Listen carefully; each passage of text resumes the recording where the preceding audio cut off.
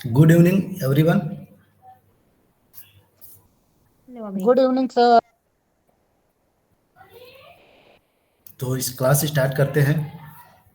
Yes sir.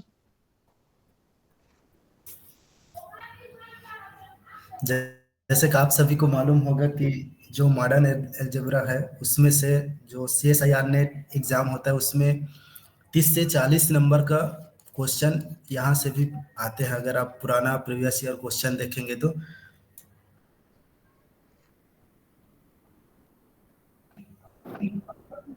इसमें बहुत सारे ऐसे स्टूडेंट होंगे जो पहले से पढ़ पढ़ रहे हों पढ़ लिए होंगे, और बहुत सारे ऐसे होंगे जो न्यू स्टूडेंट भी होंगे। तो हम लोग बेसिक से स्टार्ट करेंगे।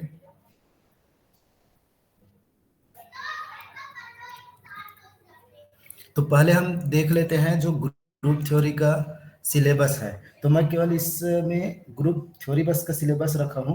इसमें रिंग पार्ट आता है उसको नहीं लिख के रखा हूँ।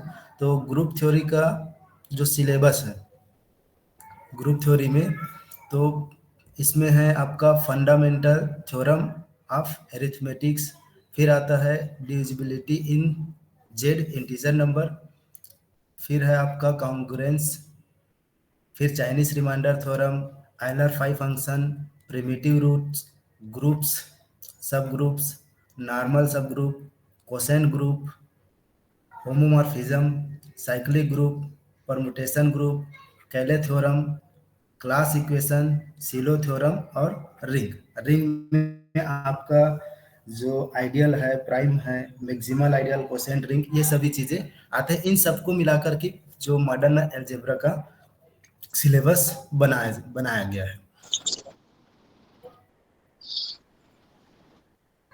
जो कि नेट की दृष्टि से इम्पोर्टेंट टॉपिक है।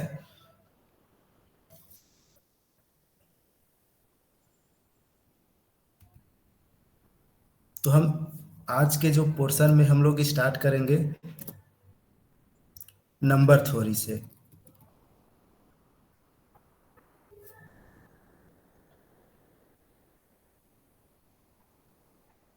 तो पहले हम देखते हैं क्लासिफिकेशन ऑफ फंडामेंटल सेट्स। जो सेट होता है उनका क्लासिफिकेशन करते हैं। जैसे कि आप सभी को मालूम होगा कि सी जो है कॉम्प्लेक्स नंबर होता है, एक्स प्लस आयोटा वाई के फॉर्म में होता है, जहां एक्स और वाई रियल नंबर से बिलोंग करता है। इसको हम बोलते हैं set of complex number.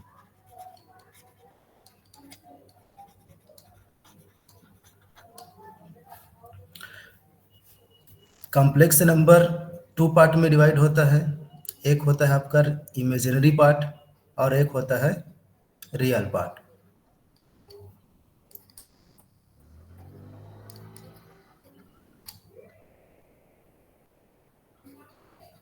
Real numbers, real number को हम आर से डिनोट करते हैं।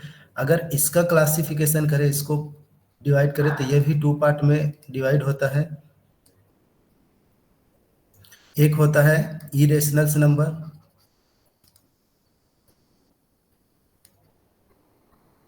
जिसको हम क्यू कॉम्प्लीमेंट्स क्यू सी से डिनोट करते हैं, और एक होता है रेशनल, जिसको क्यू से डिनोट करते हैं। अब रेशनल जो नंबर होते हैं इनके भी टू पार्ट्स होते हैं।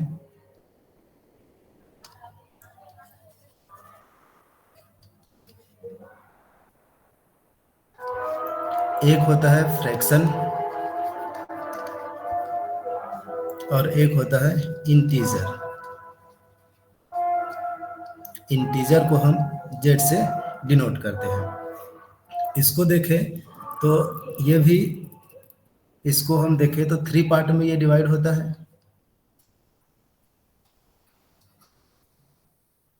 कौन कौन से, कोई बताएंगे?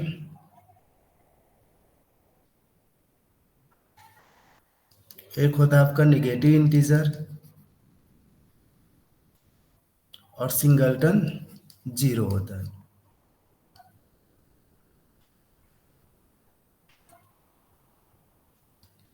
और अगला होता है पॉजिटिव इंटीजर। जो पॉजिटिव इंटीजर होता है ये नेचुरल नंबर होता है। जीरो कौन सा नंबर है, पॉजिटिव इंटीजर में आता है कि निगेटिव इंटीजर में आता है?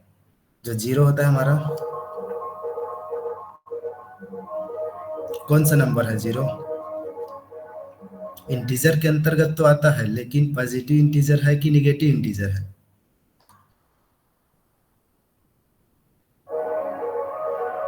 एनीवन?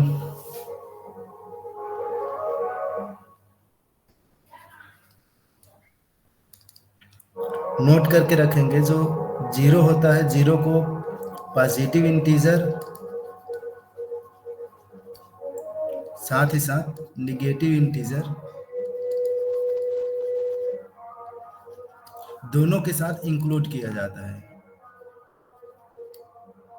ठीक है, तो जो जीरो होता है, अगर हम पॉजिटिव इंटीजर का सेट लें, सॉरी, नॉन ऐसा बोलेंगे, नॉन पॉजिटिव नॉन निगेटिव ऐसा बोलेंगे। ठीक है, नॉन निगेटिव इसको हम बोलेंगे नॉन पॉजिटिव और नॉन निगेटिव।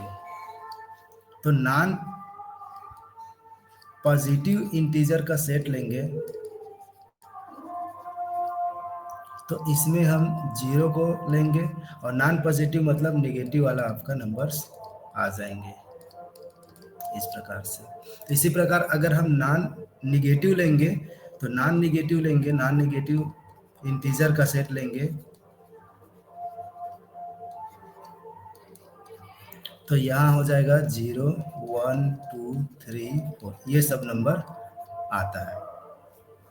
ये हो गया क्लासिफिकेशन फंडामेंटल सेट का। अब इसको हम एक एक करके देख लेते हैं। ये सभी चीज़ें आप सभी को मालूम होगा,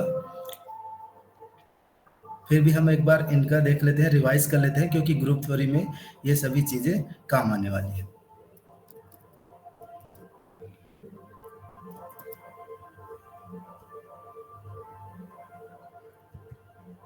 तो नेचुरल नंबर कहाँ से स्टार्ट होता है? 1 से होता है। काउंटिंग के लिए जिस नंबर का यूज किया जाता है वो होता है नेचुरल नंबर। तो set of natural number integer number में, ठीक है, इंटीजर नंबर को आई, जे और जेड, कहीं कहीं अलग अलग आथर जो है अलग अलग डिनोट करते हैं। तो जेड हम इस टाइप से सिंबल में लिखेंगे जेड को। तो ये होता है, इसको सेट सेट के लिए करली ब्रैकेट ऐसा यूज किया जाता है, 0 plus minus 1 plus minus 2 plus minus 3, इस प्रकार से ये होता है सेट ऑफ इंटीजर्स। फिर आता है रेशनल नंबर। तो रेशनल नंबर का फॉर्म होता है p बाई क्यू, या फिर, और जो p और q बिलोंग करता है कहाँ से आता है p और q? तो इंटीजर नंबर से आता है। और q क्या होना चाहिए? Not equal to 0। फिर आता है आपका रियल नंबर। तो रियल नंबर क्या होता है? q complement union q। q complement means irrational number. अब इरेशनल नंबर क्या होता है? तो इरेशनल नंबर में वो नंबर आते हैं जो रूट के फॉर्म में होते हैं, जैसे 2 प्लस रूट 5, इस प्रकार के जो नंबर है, जो कि क्या होते हैं? नॉन टर्मिनेटिंग होते हैं और नॉन रिपीटिंग होते हैं। इस प्रकार के नंबर जो है इसके अंतर्गत आते हैं। तो इन दोनों को मिलाकर के बनता है सेट ऑफ रियल नंबर। तो इनके लिए जो हम लोग डिनोट करेंगे, आर को इस प्रकार इस फॉर्म में डिनोट करेंगे। फिर कॉम्प्लेक्स नंबर का फॉर्म तो ऊपर ही देख चुके हैं कि C is equal to x plus iota y such that x y belong to, ये कहाँ से आते हैं? रियल नंबर से आते हैं। और साथ ही जो i होते हैं वो होते हैं रूट माइनस 1, और x रियल पार्ट होता है और y जो है इमेजिनरी पार्ट होता है। ठीक, इस प्रकार से ये हो गया नंबर्स के बारे में।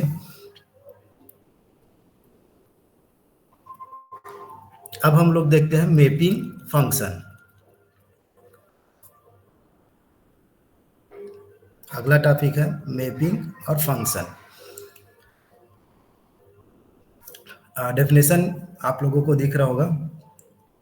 If A and B are two non empty sets, मतलब फंक्शंस के लिए क्या होना चाहिए, दो नॉन एम्प्टी सेट होना चाहिए, ए और बी दो नॉन एम्प्टी सेट होने चाहिए, ए और बी नॉन एम्प्टी सेट होने चाहिए, जिसमें कुछ ना कुछ एलिमेंट होना चाहिए। मतलब फंक्शन के लिए दो सेट होना जरूरी है, दो सेट के बीच रिलेशन, ठीक है, रिलेशन जो होता है वही फंक्शन होता है, रिलेशन से ही फंक्शन बनता है, ठीक है। Then a mapping from A to B, ठीक है, इसको हम वेन डायग्राम से समझते हैं। जैसे हम दो सेट बना लेते हैं, ए और बी दो सेट्स, जिसमें कुछ एलिमेंट है।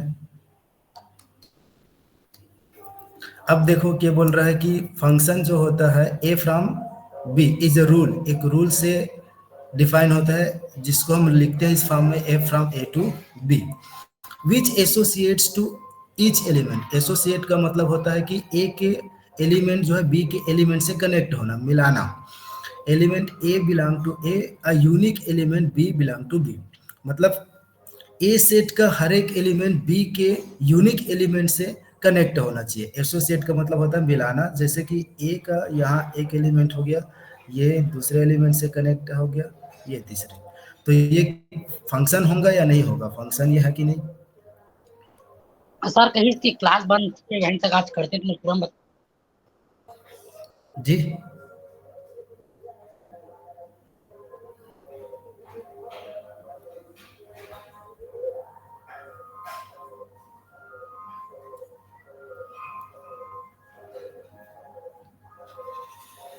तो क्लास यहीं तक आज करने के लिए बोल रहे हैं क्या?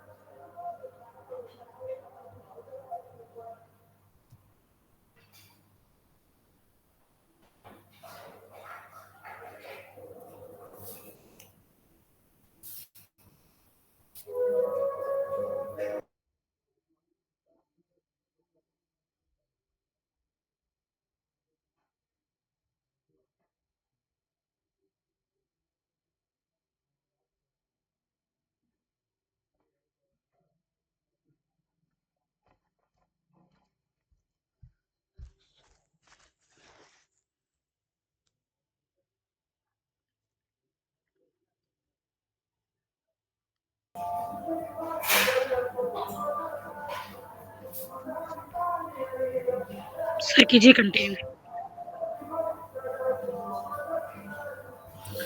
तो हम लोग देख रहे हैं फंक्शन का डेफिनेशन। फंक्शन के लिए दो नॉन एम्प्टी सेट होना चाहिए, और जो फंक्शन होता है एक रूल के अंतर्गत डिफाइन होता है, जो कि A from A to B which associate to each element A belong to A, मतलब ए का हर एक एलिमेंट बी के यूनिक एलिमेंट से कनेक्ट होना चाहिए। जैसे कि यहाँ कोई एलिमेंट है,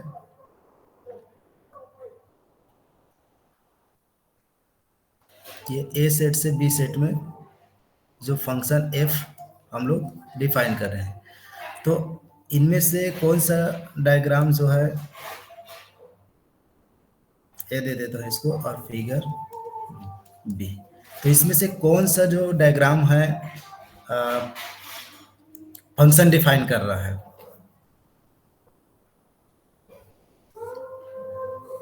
फिगर है।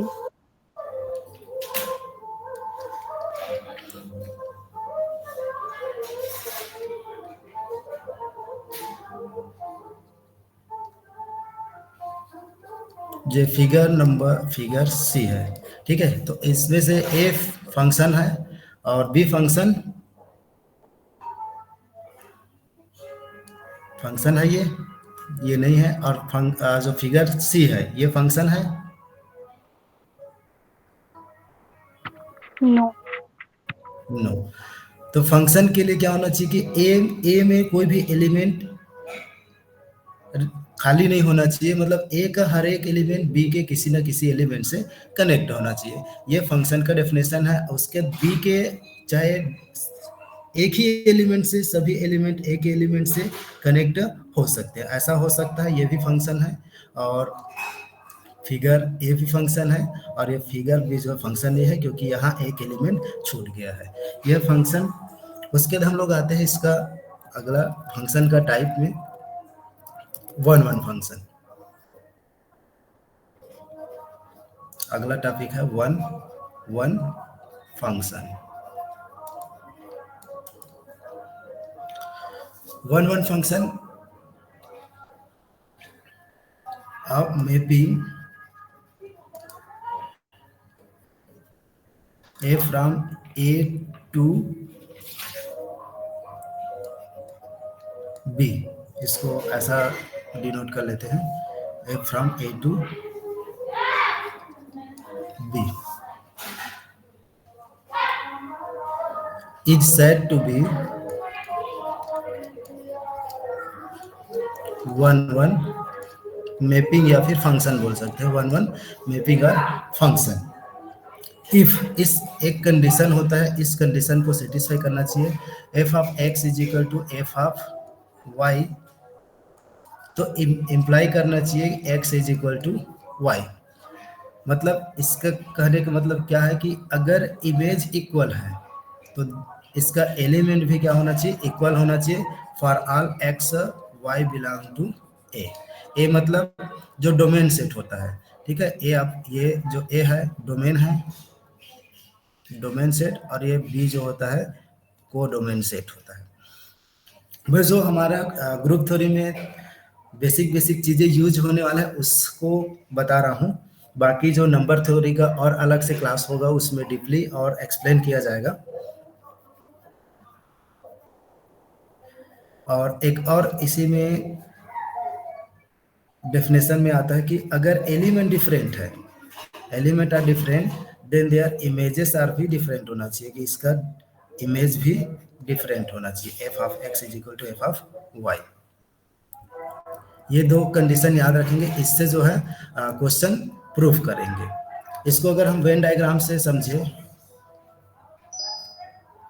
थोड़ा डायग्राम मेरे से उल्टा पुल्टा बन जा रहा है, तो जैसे एलिमेंट है,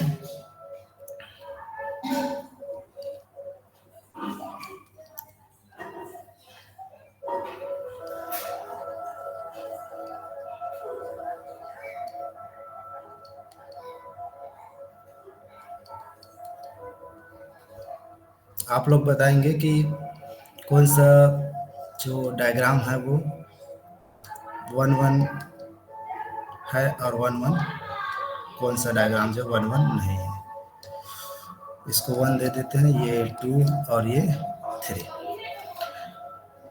तो कौन कौन सा जो डायग्राम है वो वन वन शो कर रहा है,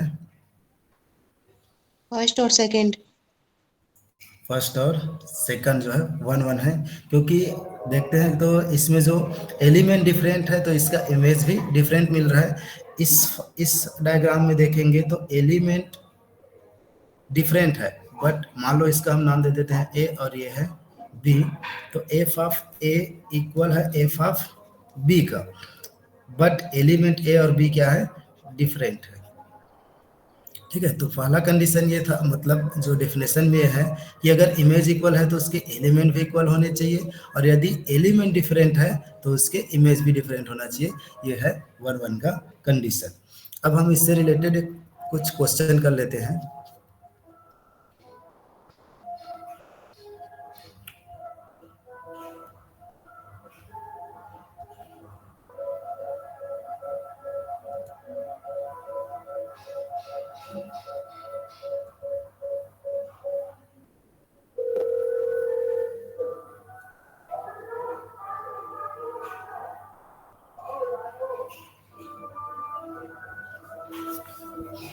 जैसे क्वेश्चन करते हैं, A from Z to Z defined by f of x is equal to x square. क्या यह जो मैपिंग है वन वन है? इसको सॉल्व करने के लिए चाहे तो आप अगर 1 1 है कि नहीं देखने के लिए ये स्क्वायर है, कैसे सॉल्व नो करेंगे? इट इज नॉट 1 1, -1 और 1 के सेम इमेज देगा। हाँ, सिमिलरली 1 जैसे -2 अगर हम ऑटोप्लेट। देखें, हाँ 1 और -1 का जो है सेम इमेज मिलेगा, ये हो जाएगा 1, और बट 1 और -1 जो है not equal to in integer, मतलब जेड में जो है 1 और -1, मतलब इनका इमेज तो इक्वल इमेज इक्वल मिल रहा है लेकिन एलिमेंट डिफरेंट है, इसलिए ये 1 1 नहीं होगा। यदि हम इसी को सेट को F from in natural number two Z कर दे, तब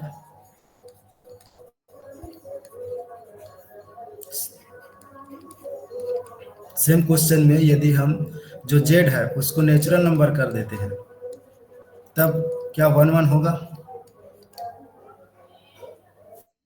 हो जाएगा तब।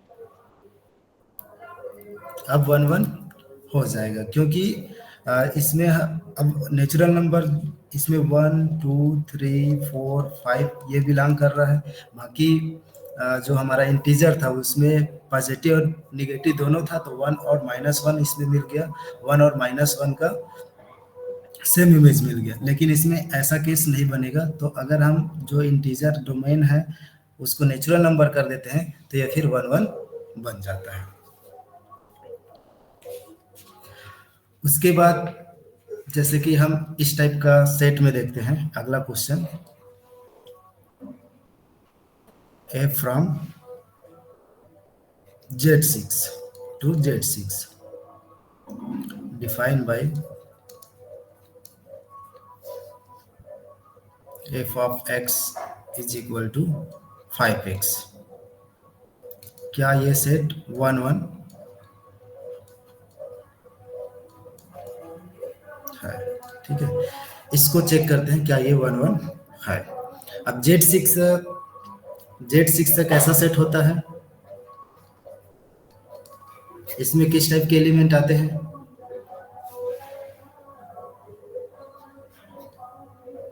जीरो से लेके 5 तक के एलिमेंट्स। 0 से लेकर के 5 तक के एलिमेंट जो रिमाइंडर होते हैं, इसमें इसको बोला जाता है इंटीजर मॉड्यूलो। तो यहाँ जो 6 है इंटीजर मॉड्यूलो 6 कहलाएगा, इसका नेम इंटीजर मॉड्यूलो 6 है। मतलब 6 से जिस भी इंटीजर को डिवाइड करेंगे उसका रिमाइंडर का सेट, तो 0 1 2 3 4 और 5, क्योंकि इसके बाद 7 को अगर हम 6 से डिवाइड करेंगे तो फिर से रिमाइंडर 1 बच जाएगा। तो ये तो सेट में रिपीटेशन नॉट अलाउ। तो इस प्रकार से 0 से लेकर के 5 तक एलिमेंट इस सेट में आएंगे। तो इसको बोला जाता है इंटीजर मॉड्यूलो 6। यहाँ बोलेंगे इस सेट का नाम इंटीजर मॉड्यूलो 6। अब इसको चेक करते हैं ये 1 1 है कि नहीं है। तो इसको एक एक एलिमेंट लेकर के भी देख सकते हैं, जैसे कि f आप 0 लेंगे तो f आप 0 लेंगे तो कितना मिलेगा 0। f आप अगर 1 लेंगे तो क्या मिलेगा 5। f आप 2 लेंगे तो 5 इंटू 2 10, और एक इसके इक्वल हो जाएगा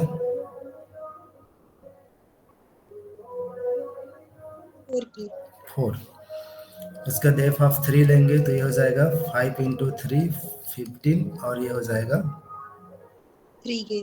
3। f आप 2 लेंगे, सॉरी f आप 4 लेंगे तो ये हो जाएगा 5 इंटू 4 20, तो ये कितना हो जाएगा 2।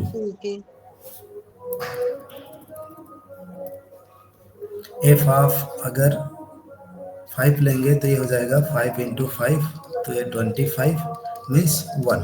तो देखेंगे अगर हम इसको वेन डायग्राम से अगर देखें, वेन डायग्राम बनाएं अगर इसका डायग्राम, तो यहाँ 0 1 2 3 4 ये 2 ये 3 और ये 5, ये 0 1 2 3 4 5। तो 0 को तो 0 पर मैप किया, 1 को कहाँ मैप किया, 1 को 5 में मैप किया, फिर 2 को कहाँ मैप किया, 2 को 4 में मैप किया, 3 को 3 पर मैप किया, और 4 2 पर, और 5 जो है 1 पर। तो इस प्रकार से देख सकते हैं कि हर एक एलिमेंट एक एलिमेंट का एक ही इमेज हमको मिल रहा है। तो इस प्रकार से Z6 क्या हो जाएगा, 1 1 हो जाएगा। मतलब Z6 जो f ऑफ x डिफाइन किए हैं 5x, तो ये हो जाएगा 1 1। अगर हम ऐसा डिफाइन कर दे क्वेश्चन एक, f from Z10 to Z10 defined by f of x is equal to 4x, तो क्या ये 1 1 होगा? इसको बताएंगे।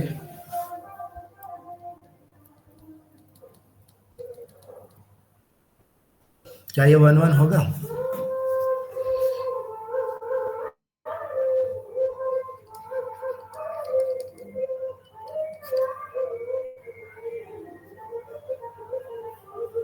एनीवन?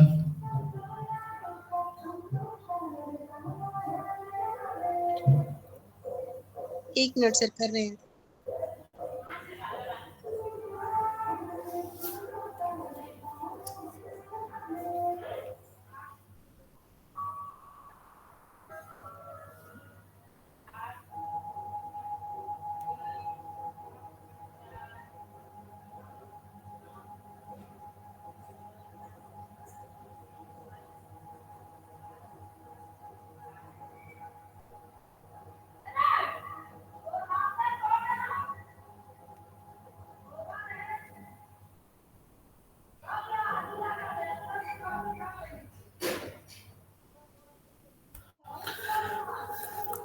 अगर हम इसको देखें, 0 बिलोंग टू Z10, क्योंकि Z10 का सेट क्या होगा? नहीं 0 होगा, 4 और 1 का इमेज सेम है। 4 5 इस प्रकार से 9, तो 0 और 4 का इमेज सेम आ जाएगा, है ना? 0 और 4 नहीं, 1 4 का 0 और 1 और 4 का इमेज सेम है। हाँ 1 और 4 का इमेज सेम हो जाएगा, 0 और 5 का इमेज सेम आ जाएगा। तो इस प्रकार से ये 1 1 नहीं है। इस प्रकार से हम इसको एग्जांपल लेकर के डिस्कस कर सकते हैं।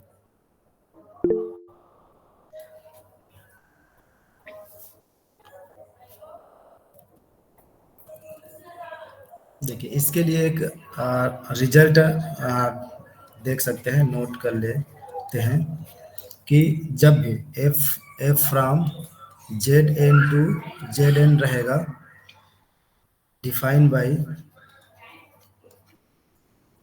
f of x is equal to ax है, और a आपका कहाँ से आ रहा है? a है इंटीजर से, सॉरी a Zn से आ रहा है,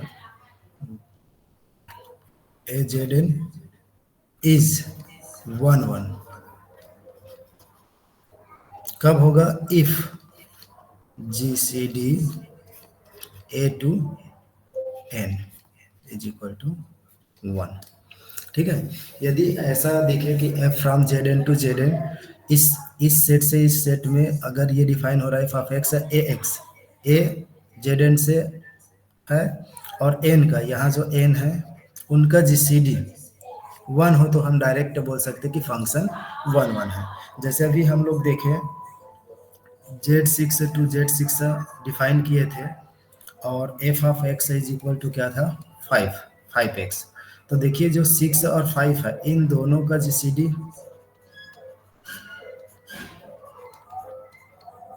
क्या हो रहा है? 1। ठीक है, तो ये GCD 1 हो रहा है। आगे हम देखेंगे GCD का डेफिनेशन। इस प्रकार से ये 1 हुआ। तो इस फार्मूले को याद रखिएगा कि Zn टू Zn जब भी डिफाइन करेंगे, a और n का GCD अगर 1 आता है तो ये फिर 1 1 हो जाएगा।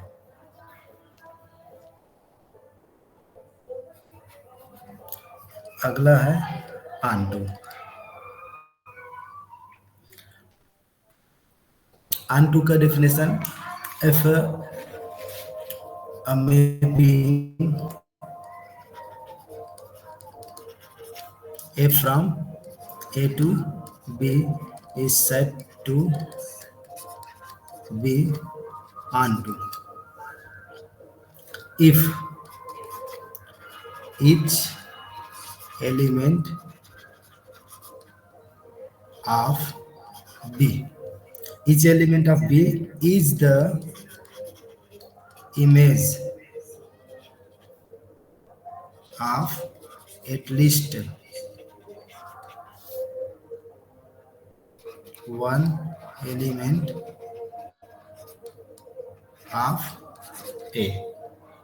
ठीक है, मतलब इसका कहने का मतलब है कि B का हर एक एलिमेंट, ठीक है, each element of B is the image of at least one element, मतलब बी का हर एक एलिमेंट ए के किसी न किसी एलिमेंट से कनेक्ट होना चाहिए। इस प्रकार से अगर हम इसको वेन डायग्राम से समझे, जो डायग्राम से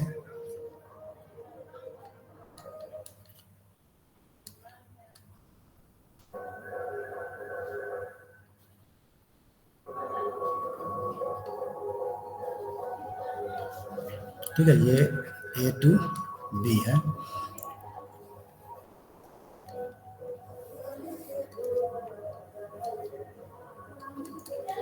यहाँ एलिमेंट है,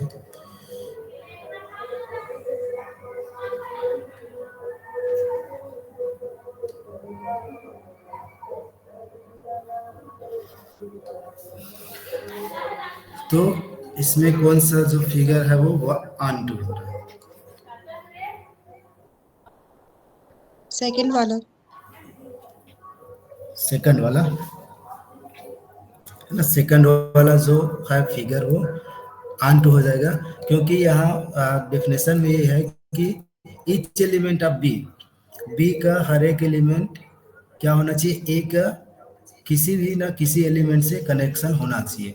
तो इसमें देख सकते हैं यहाँ जो बी का एक एलिमेंट ऐसा है जो छूट रहा है, जो ए में इमेज नहीं दे रहा है, मतलब बी का प्री इमेज नहीं मिल रहा है। तो बी का प्री इमेज मिलना चाहिए, बी सेट में जितने भी एलिमेंट है उन सभी का प्री इमेज ए सेट में मिलना चाहिए, तब हम उसको ऑन टू बोलेंगे। और इस डायग्राम में देख सकते हैं यहाँ हर बी का हर एक एलिमेंट ए के किसी न किसी एलिमेंट से कनेक्ट है, इसलिए हो जाएगा ऑन टू फंक्शन हो जाएगा। सिंबल के रूप में अगर हम लिखे तो ऐसा बोलते हैं A from A to B is onto if for each y belong to b there exist some x belong to a such that f of x is equal to y होना चाहिए। इस प्रकार से ये symbol के रूप में अगर प्रूफ करना होगा तो इसका यूज हम करेंगे, किसी जो क्वेश्चन जो है क्वेश्चन रहेगा उसको सॉल्व करने के लिए f of x is equal to y लेकर के हम सॉल्व करेंगे। जैसे हम पिछला क्वेश्चन देखे है, वन वन प्रूफ किए हैं, उसी क्वेश्चन को एग्जांपल के रूप में लेते हैं। Question f from Z to Z अगर ले defined by f of x is equal to x square, इसको अगर हम चेक करें क्या ये ऑन टू है,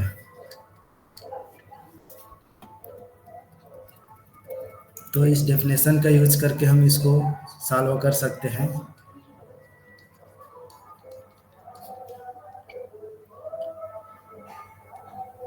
तो क्या हो जाएगा,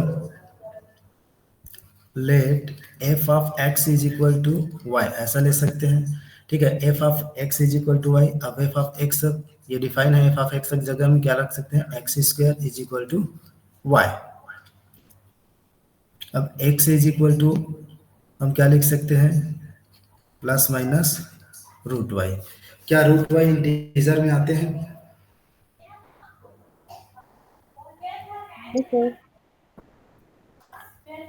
रूट वाई तो इंटीजर में नहीं आता है, नॉट बिलोंग टू जेड।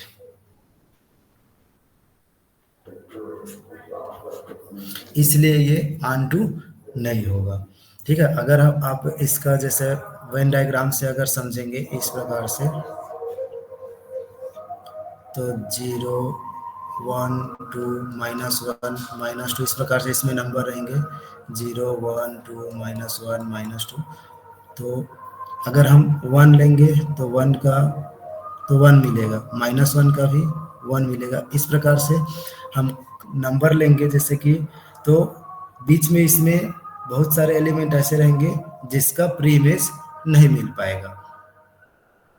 0 तो 0 में चला जाएगा, जैसे 2 लेंगे तो 2 का सीधा 4 मिल जाएगा, मतलब 2 का प्री इमेज यहाँ नहीं मिल पाएगा, इसलिए ये फंक्शन ऑनटू नहीं होगा। ठीक है, अब हम आते हैं अगला topic, partition of the set. Set का पार्टीशन करते हैं, ठीक है। सेट का पार्टीशन, तो पार्टीशन मीन्स क्या होता है? पार्टीशन का मतलब नाम से स्पष्ट है, पार्टीशन मीन्स डिवाइड करना, बांटना, ठीक है। तो सेट का क्या करना? डिवाइड करना। तो पार्टीशन क्या होता है? ऐसे सेट का कलेक्शन होता है, ऐसे नॉन एम्प्टी सेट का कलेक्शन होता है, डिसजॉइंट सबसेट का, ठीक है। जो पार्टीशन होता है डिसजॉइंट सबसेट का कलेक्शन होता है, जिसका यूनियन क्या होता है? वही सेट वापस मिलता है। जैसे कि इसका अगर हम डेफिनेशन देखें, अ नॉन एम्प्टी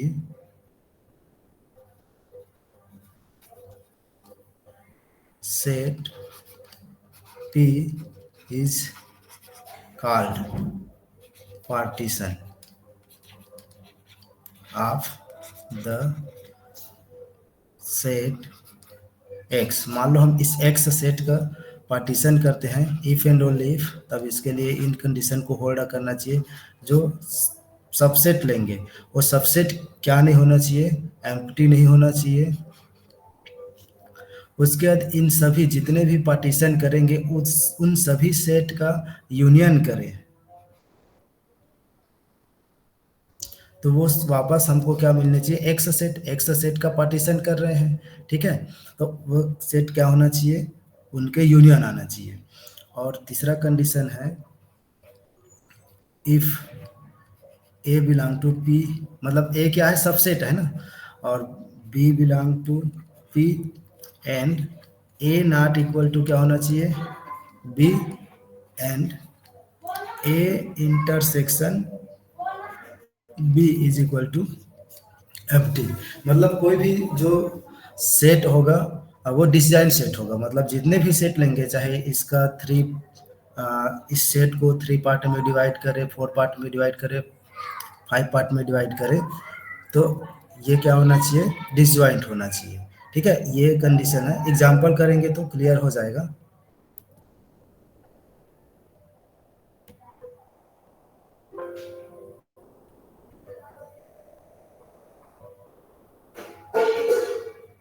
जैसे कि मान लो कोई सेट है, उस सेट में 3 एलिमेंट है, तो उस सेट के कितने पार्टीशन बनाए जा सकते हैं, ठीक है। क्वेश्चन ये है, if a set containing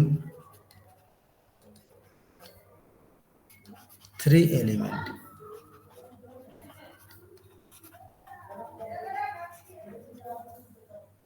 then how many partition of the set, ठीक है। अगर कोई सेट है उसमें कितना एलिमेंट है? 3 एलिमेंट है, तो उसके कितने पार्टीशन बनाए जा सकते हैं? जैसे कि एक्स मान लो एक सेट है, इसमें ए बी और सी 3 एलिमेंट है, तो इसके कितने पार्टीशन बना सकते हैं? इसकी कार्डिनलिटी कितना है? 3 है। अब इसकी पार्टीशन करना है, तो पार्टीशन किस प्रकार से कर सकते हैं? 3 एलिमेंट वाला एक सेट बन जाएगा, है ना, ए बी सी। उसके बाद 2 और 1 इस टाइप के सेट बन जाएंगे, ए और बी, और हम सी को अलग ले सकते हैं, ठीक है। इन दोनों को जैसे कि देखिए यूनियन करेंगे तो वापस वही सेट मिल जाएगा, और इन दोनों का अगर हम इंटरसेक्शन करेंगे तो क्या आएगा, एम्प्टी आएगा, हाँ एम्प्टी आएगा, कोई भी कॉमन नहीं मिलेगा। इस प्रकार से हम ऐसा देख सकते हैं, एक को अलग करके बी और सी ले सकते हैं,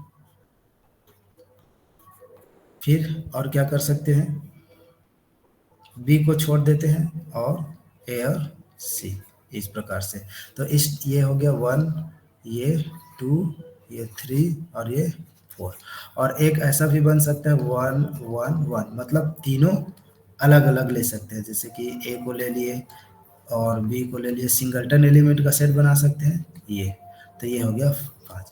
मतलब यदि किसी सेट में 3 एलिमेंट है तो हम उसके 5 पार्टीशन कर सकते हैं। सेट में 3 एलिमेंट है तो उसके कितने पार्टीशन होंगे, 5 पार्टीशन होंगे, इस प्रकार से। जैसे कि मतलब हम इसको ऐसा बोले, पार्टीशन ऑफ एक्स, इस सेट का पार्टीशन कितना हुआ, 5। इस प्रकार से पार्टीशन कर सकते हैं। इसका निकालने का फार्मूला भी है।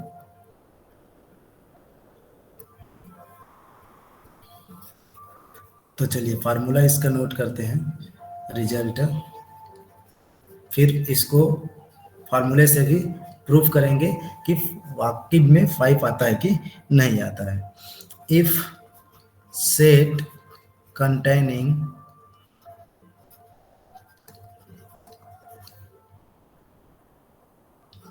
जहाँ डाउट होगा वहाँ पूछ लीजिएगा,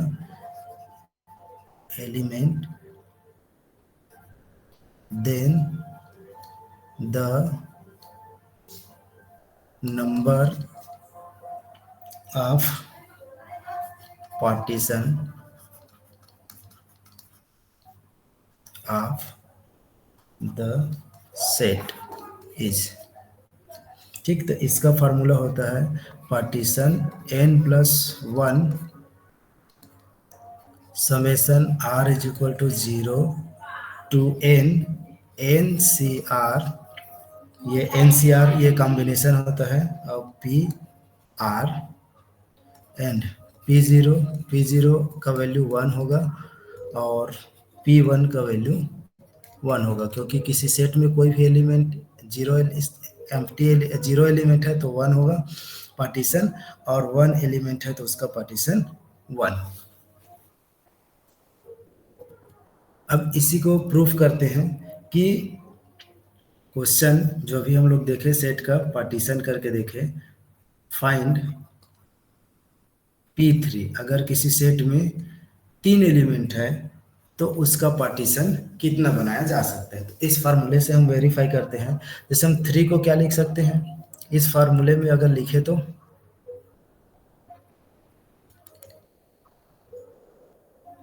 P2+1 लिख सकते हैं। तो ये क्या हो जाएगा, n की जगह n का वैल्यू हो जाएगा, तो summation r is equal to 0 to n मतलब यहाँ 2 हो जाएगा, और फिर n की जगह जहाँ जहाँ n है वहाँ 2 रख दो, NCR PR, ये हो गया। अब इसको आप ओपन कर लेते हैं तो क्या हो जाएगा, 2C0, R का वैल्यू 0 से 2 तक रखना है, 2C0 और P0 प्लस 2C1 P1, फिर 2C2 और ये हो जाएगा P2, ये हो जाएगा। अब इसको सॉल्व करते हैं। कॉम्बिनेशन का फार्मूला क्या होता है,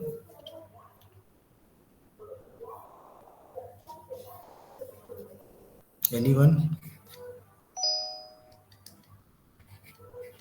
NCR का फार्मूला क्या होता है,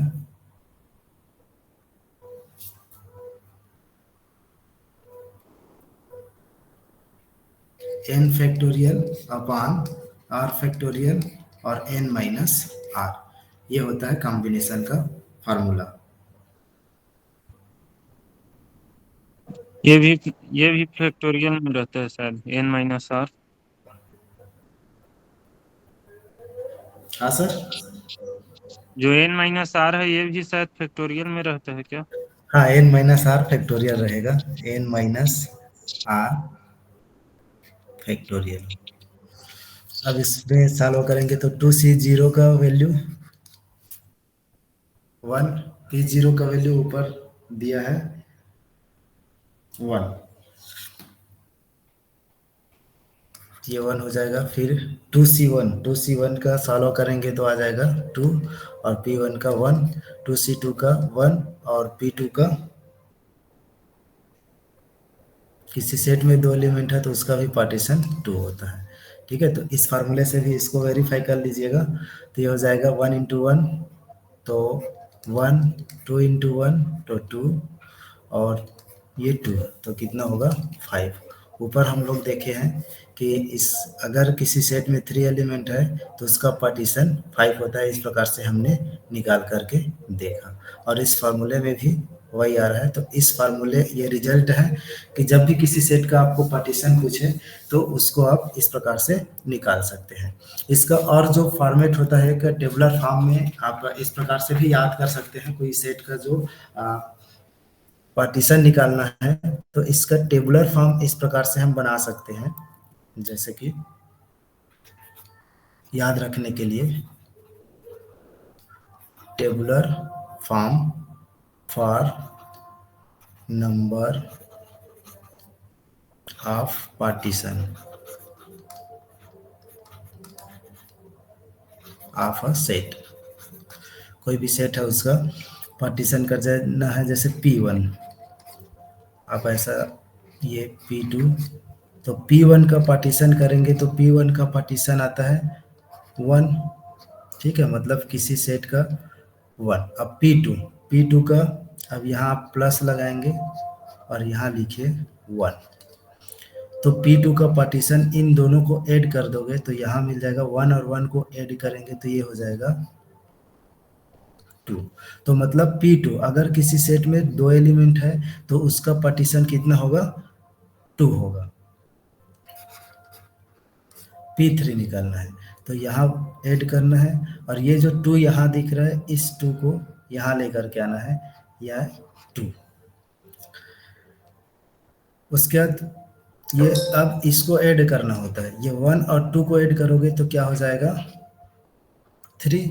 अब इन यहाँ प्लस लगाएंगे, 2 और 3 को ऐड करेंगे तो ये क्या हो जाएगा 5।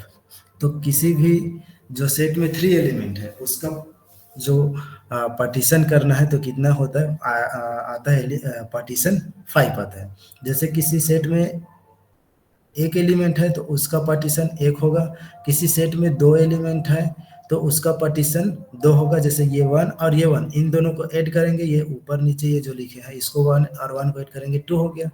इन दोनों को ऐड करेंगे 1 और 2 को तो 3 हुआ। अब ये जो 2 है और इन दोनों को ऐड करेंगे ये वाला तो ये कितना हो गया 5। तो अगर P3 है मतलब किसी सेट में 3 एलिमेंट है तो उसका पार्टीशन कितना होगा 5। जैसे P4 का निकालना है, मतलब किसी सेट में 4 एलिमेंट है तो उसका पार्टीशन कितना होगा, तो ये जो 5 है पहले आप इसको सामने यहाँ ले आइए तो यहाँ आप 5 लिख लीजिए। अब यहाँ प्लस लगा दीजिए, 5 और 2 को ऐड करेंगे तो कितना हो जाएगा 7 हो जाएगा। उसके बाद अब यहाँ प्लस लगाएंगे तो 3 और 7 को ऐड करेंगे तो कितना हो जाएगा 10 हो जाएगा। इन दोनों को अब ऐड कर लीजिए 10 और 5, तो 10 और 5 को ऐड करोगे तो कितना हो जाएगा 15।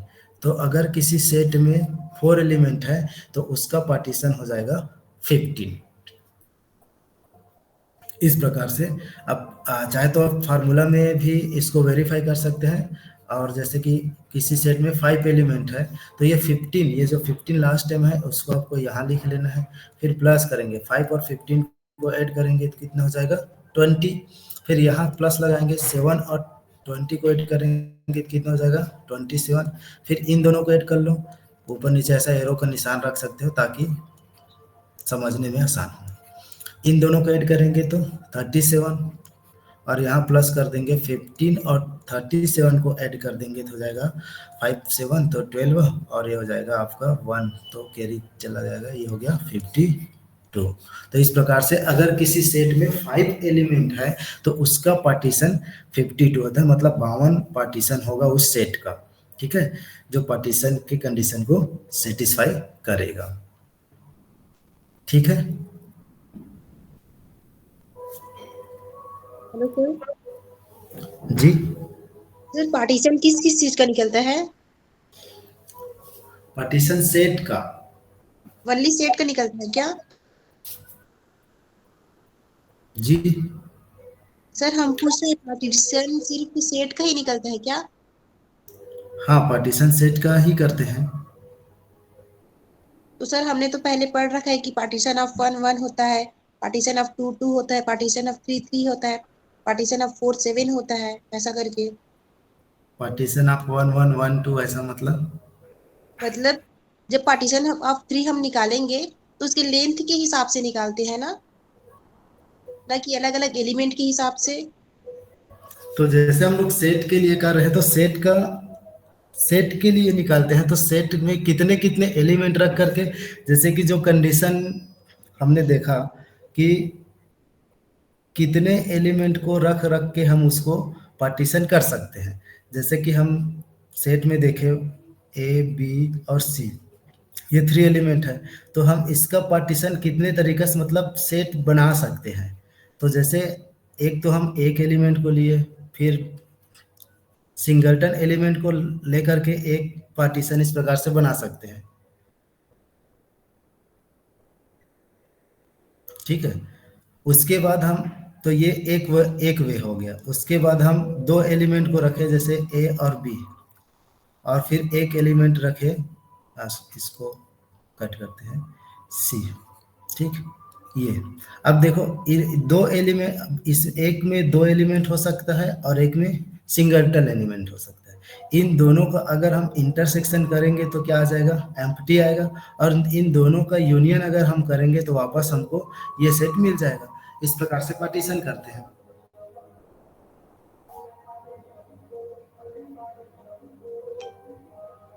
तो यहाँ तक तो सिर्फ 2 ही वे हुआ ना? हाँ, उसके नहीं, इसमें हाँ ये 2 हो गया। उसके बाद हम ऐसा रख सकते हैं, और ए और सी को रखेंगे, फिर बी को छोड़ सकते हैं, ये तीसरा हो गया। फिर हम ए और, हाँ ए को छोड़ सकते हैं, बी और सी को ले सकते हैं, तो ये हो गया 4। उसके बाद सर एक सेकंड एक सेकंड, हम यहाँ पे एलिमेंट ही चेंज कर रहे हैं लेकिन हमारा वे तो सेम है ना? एक में 2 हाँ, एलिमेंट वे सेम है, लेकिन एली उसको हम अलग अलग, जैसे कॉम्बिनेशन में देखेंगे तो अलग अलग कॉम्बिनेशन बनाकर रख सकते हैं कि नहीं इसको सेट में। तो यहाँ पे आप जो कर रहे हैं वो एलिमेंट के हिसाब से हो रहा है कि अलग अलग एलिमेंट है इसलिए काउंट कर रहे हैं कि हाँ, वे अलग अलग एलिमेंट है इसलिए काउंट हो रहा है, क्योंकि जैसे हम इसको कॉम्बिनेशन में करेंगे तो कॉम्बिनेशन इनका अलग अलग बना के कॉम्बिनेशन हो रहा है। ओके। और जैसे अगर हम परमुटेशन लेते तब नहीं होता है, कॉम्बिनेशन हो रहा है इनका, कॉम्बिनेशन इनको बना करके हम एक ले सकते हैं, इन दोनों को रख करके। क्योंकि देखिए यहाँ इस सेट में आ रहा है तो ये दोनों एलिमेंट अलग है, इसको देखेंगे तो ये दोनों एलिमेंट अलग है, यहाँ देखेंगे तो इन दोनों का एलिमेंट अलग है, डिफरेंट है। ठीक है। जी सर।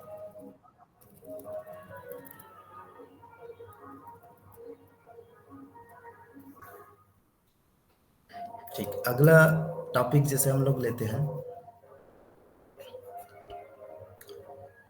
Division algorithm. जैसे आपको मालूम होगा डिवीजन, आज यही तक इंट्रोडक्शन है। ठीक है सर, लास्ट है ये, लास्ट टॉपिक, फिर उसके बाद क्लोज क्लास आज का। डिवीजन एल्गोरिदम,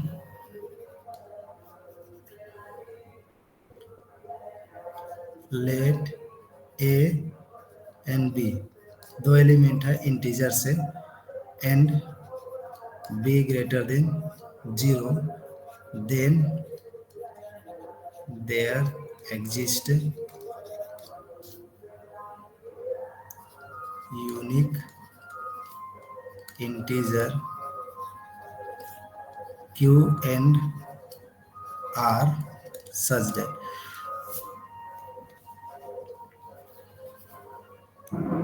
ये क्या होता है, a is equal to b q plus r. जहाँ ए आपका डिविडेंड होता है और ये बी डिवाइजर, क्यू कोसेंट और आर जो है रिमाइंडर होता है। और आर का वैल्यू जो है 0 से ग्रेटर इक्वल और जो डिवाइजर होता है उससे हमेशा लेस होता है।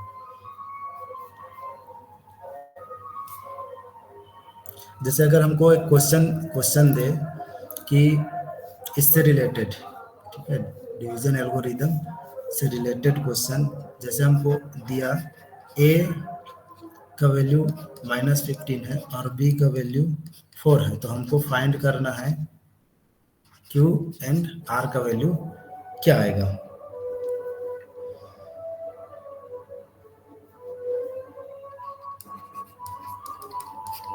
ए का वैल्यू 15 है, बी का वैल्यू 4 है, तो क्यू और आर का वैल्यू फाइंड करना है। तो इसका यूज करके हम निकाल सकते हैं इस जो एल्गोरिदम है डिवीजन एल्गोरिदम। तो इसको हम क्या लिख सकते हैं, इस फार्मूले में रखेंगे तो -15 इज इक्वल टू बी का वैल्यू कितना है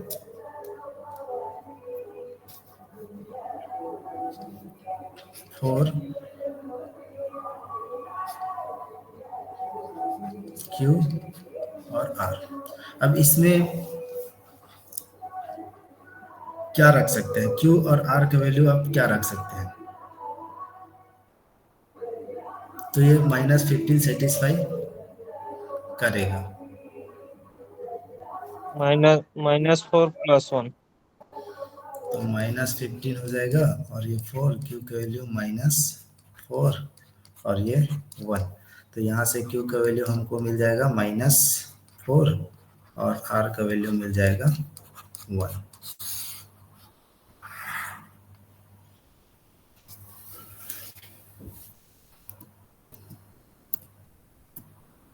ठीक है, तो आज की क्लास यहीं तक रखते हैं।